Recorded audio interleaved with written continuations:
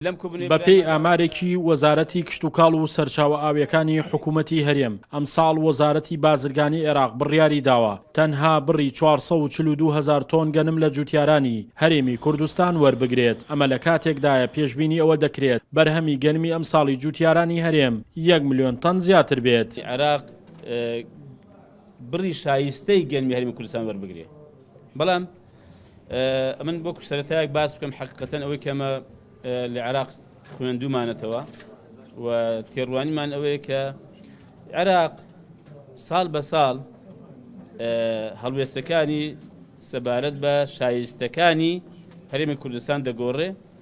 ساڵی پار گەنمی کەمتر لێوەرگرتین بە بەراورد لەگەڵ ساڵی ڕابردووتر پێرات و ئەم ساڵیش ئەو بڕێکەداری کراوە کەمتر لەوەی کە پار لێوەرگرتین و ساڵی ئایندەش لەوانەیە ڕێوشێنشکە بگرێتە بەر. بۆیە ئەم ساڵ پێویستی بە 551,000 تەن هەیە وەک خۆراک، یعنی گەنم پێویستی پێیەتی لە هەرێمی کوردستان.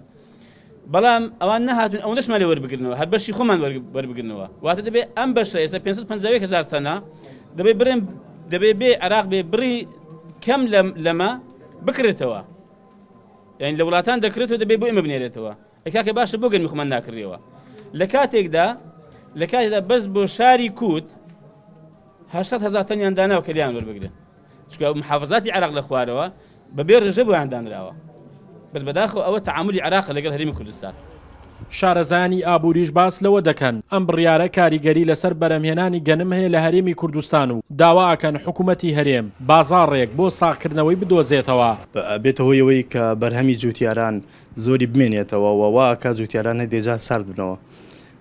ئەمە بەوە چارەسەر نابێ ئێمە تەنها پشت بە بەغدا ببەستین و تەنها چاومە لەسەرەوە بێکەی بەغدا گەنمەکەمان لێکڕێ و ئەبێ حکوومەتی هەرێم هەر زووتر بیری لەوە بکردایەتەوە ئەم گەنمانەی بۆ بەرهەمی بۆ پێداویستی ناوخۆ بەکاربێنایەوە تا لە جیاتیەوەی ئێمە ئەو ئاردەی لە دەرەوە هاوردەی ئەەکەین کە کوالیتێکی باشیشی نییە ئەکرا ئەمانە لە ناوخۆ ئاشەکان بهێنرایەتە ناوخۆ لە جێتەوەی لە تورکیا و لە وڵاتەکانی تر بێ. دەرچوونی ئەو بڕیارەی وەزارەتی بازرگانی عێراق نیگەرانی جوتیارانیشی بە دوای خۆی داهێناوە. ئەوان دەڵێن ئەگەر ئەو بڕیارە جێبەجێ بکرێت ئەوە ساڵی داهاتوو دۆخی بەرهەمهێنانی گەنم دەچێتە قۆناغێکی مەترسیدار و کەمترین ڕوبەری زەوی بە گەنمدا دەچێنرێت. نیای کاکەڵ کەچی ئیمساڵ خەڵکی وا هەیە تەنێک و 600 کیلۆ گەنمی وەشاندە تەنێک و 600 کیلۆ گەنمی هاتوێ. ئایا ئەمە تەسیراتی چۆن نییە؟ فەلا ئەتوانێ ئەوە بکات پارەکەی لەکوێ بێنێت بە کریەکاریش دەرناکرێ پارەکە.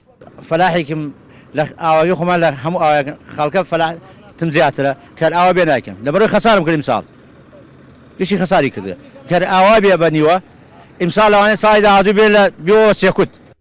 کەرتی کشتوکاڵ بە یەکێک لە بنەماسەرێکەکانی بوژانەوەی ژێرخانی ئابووری زۆرێک لە وڵاتانی جیهاندا دەنرێت کەچی لە کوردستان ئەم کەرتە نەک پێش ناخرێت بەڵکو گرفتیشی بۆ دروست دەبێت لە ئەگەری بەردەوامبوونی ئەو قۆناغەش کە بە کەرتی کشتوکاڵی هەرێمدا گوزەر دەکات ئەوە ئاسایشی خۆراک ڕوبەڕووی مەترسی خراپ دەبێتەوە. شاخەوان محەممەد، کورسات نیوز، کەلار.